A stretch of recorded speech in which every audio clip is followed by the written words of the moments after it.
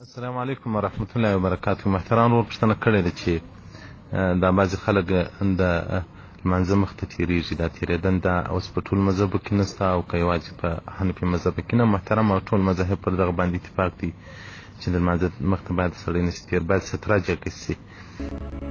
نو اوس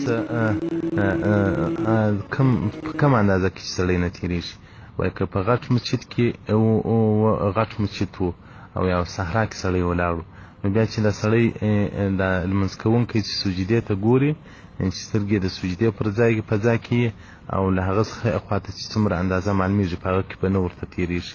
او پاته په کوچني مسجد کې هغه وایي د هغه موضع د سجدې چې هغه دی سجده لګوي پر دغه ځای باندې، نو ما ورته تېرېږه. او حیله یې دا ده چې سړی دغه وکړي، د دې عمله څخه ځان خلاص کړي چې یو پټو یا یو لکړه یو شي هغه د سړي مخ ته ونیسي، نو باره تېر سي بیا څه مشکل نه پیدا کوي.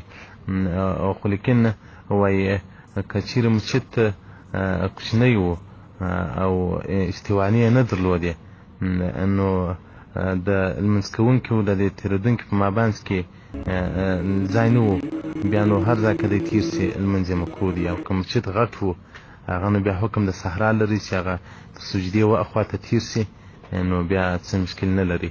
دا واهندیه جلد اول صفحه 104 صفحه 104 مبحث کتاب الصلاة الباب السابع په مفسدات په مکروهاتو کې د لمانځه دي. والسلام علیکم ورحمة الله وبرکاته.